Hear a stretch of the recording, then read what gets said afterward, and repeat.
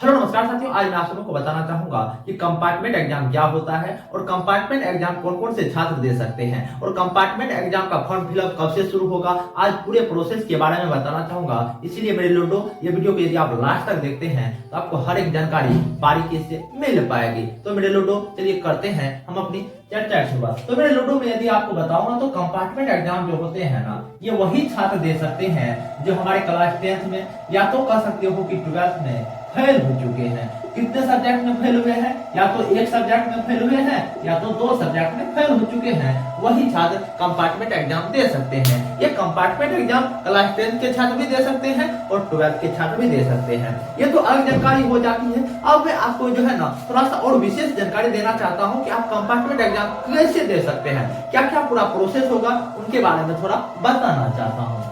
देखो मेरे लोग, यदि आप चाहते हो ना कि कंपार्टमेंट एग्जाम हम दें और यदि आप एक दो सब्जेक्ट में फेल हो चुके हैं, यदि आप जो है ना एक दो सब्जेक्ट में यदि फेल हो चुके हैं ना, तो आप किस प्रकार से देंगे। देखो मेरे लोग, पिछले साल क्या हुआ था, यदि मैं इंटर का बात करूँ ना तो इंटर का यदि मैं बात करूँ तो पिछले साल क्या हुआ था कि एक फॉर्म आया था, क्या बिहार बोर्ड के ऑफिशियल साइट पर, क्या बिहार बोर्ड के ऑफिशियल साइट पर जो है एक लिंक आया था। उस लिंक पर जाकर जो है ना सभी छात्र ने क्या किया था, फॉर्म अप्लाई किया था। ठीक इसी प्रकार से आपको भी क्या कहूंगा, जो आप यदि मानकर चलते हैं कि क्लास 12 में फेल हो चुके हैं, यदि आप क्लास 12 में फेल हो चुके हैं ना, तो आपको क्या होगा कि आप बिहार बोर्ड के द्वारा एक लिंक जारी कर दी जाएगी। जो है ना लिंक जारी करने से क्या होगा कि यदि आप उस लिंक पर टच करते हैं और वहां पर आप फिर से आप रजिस्ट्रेशन करेंगे तो आपको जो है ना फिर मौका दिया जाएगा एग्जाम देने का। देखो ये एग्जाम कौन कौन से छात्र दे सकते हैं, कंपार्टमेंट एग्जाम जो है ना कौन कौन से छात्र दे सकते हैं। कंपार्टमेंट एग्जाम वो छात्र दे सकते हैं जो है ना किसी कारणवश वो अपना रजिस्ट्रेशन करवाए थे 2024 में, वो अपना रजिस्ट्रेशन करवाए थे लेकिन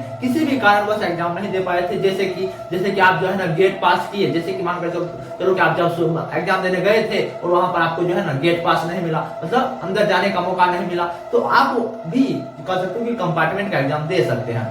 और कौन कौन से छात्र कंपार्टमेंट का एग्जाम दे सकते हैं? कंपार्टमेंट का एग्जाम जो है ना, जो छात्र एक दो सब्जेक्ट में फेल हो चुके हैं वो दे सकते हैं। और मेरी बात यदि करूं तो कंपार्टमेंट एग्जाम का फॉर्म फिलअप जो है ना कब से शुरू होगा। देखो मेरे लाडले, ये जो है ना आपको जानकारी लेनी पड़ेगी। आप जो है ना या तो बिहार बोर्ड के ऑफिशियल साइट पर जाइएगा या जो है ना आप अपने कॉलेज के प्रिंसिपल साहब से मिलने का प्रयास कीजिएगा।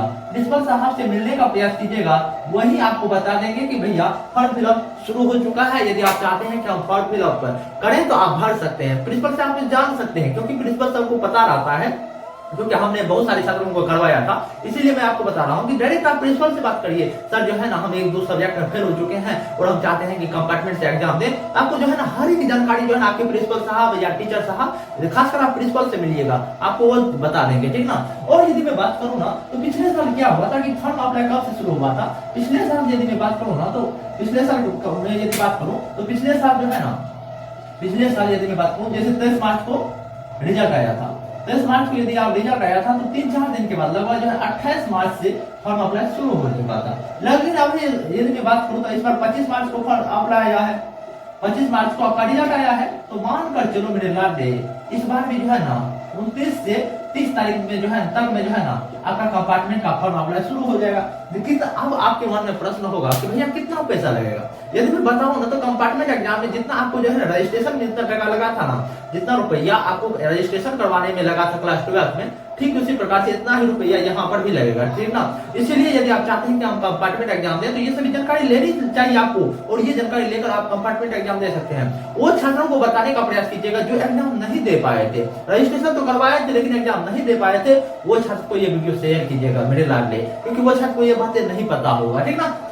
और आप क्या करेंगे मेरे प्यारे, और जो है ना यदि मैं बात करूं आप प्रिंसिपल साहब से वो बात कर लीजिएगा। लेकिन यदि मैं बात करूं ये कंपार्टमेंट एग्जाम का यदि आप फॉर्म अप्लाई करोगे तो इसका आपको एग्जाम कब तक में होगा।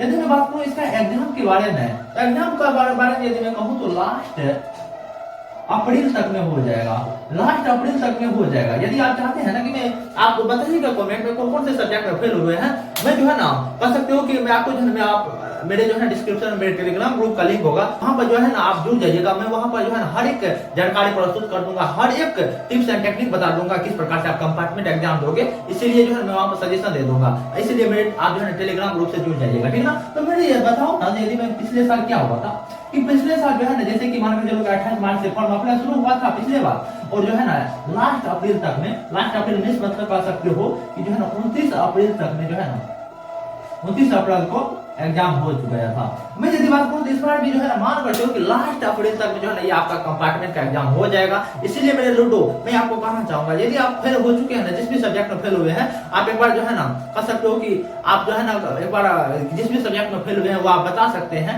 और जो है मेरे टेलीग्राम ग्रुप से जुड़ सकते हैं, वहां पर जो है मैं गाइड कर दूंगा, ठीक ना। और यदि मैं बात करूं आपका रिजल्ट कब आएगा, ये जो आप जो है ना कह सकते हो, ये जो है कह सकते हो 29 से 30 मार्च तक में अपना फॉर्म अप्लाई करोगे, लास्ट अप्रैल तक में अपना एग्जाम दे दोगे, तो आपका रिजल्ट की यदि मैं बात करूं तो लास्ट मई, लगभग 1 महीना का समय ले लेता है, लास्ट मई तक में, मई से जून तक में जो है ना मान कर चलो कि आपका जो है ना रिजल्ट भी बिहार बोर्ड के द्वारा पब्लिश कर दी जाएगी। तो मैंने क्या क्या बताया, फर्स्ट स्टेप बताया कि आप जो है ना कौन से आप एग्जाम दे सकते हो, कौन से छात्र जो छात्र जो है ना 1 से 2 सब्जेक्ट में फेल है वो छात्र कर सकते हो कि ये कंपार्टमेंट का एग्जाम दे सकते हैं। जो छात्र रजिस्ट्रेशन करवाए थे, किसी भी कारणवश एग्जाम नहीं दे पाए थे, वो छात्र रजिस्ट्रेशन करवाए, वो छात्र जो है ना परीक्षा दे सकते, एग्जाम दे सकता है। और जो है ना इसमें क्या क्या प्रोसेस होता है, तो आप जो है ना सबसे पहले प्रिंसिपल से मिल लेने का प्रयास कीजिएगा। प्रिंसिपल साहब आपको हर एक जानकारी दे दी जाएगी प्रिंसिपल साहब के द्वारा। और आपका एग्जाम कब होगा, और एग्जाम जो है ना जैसे कि मान कर चलो कि 29 से 30 मार्च तक में जो है ना आपका फॉर्म अप्लाई होगा और जो है ना लास्ट अप्रैल तक में आपका एग्जाम हो जाएगा, लास्ट मई तक में आपका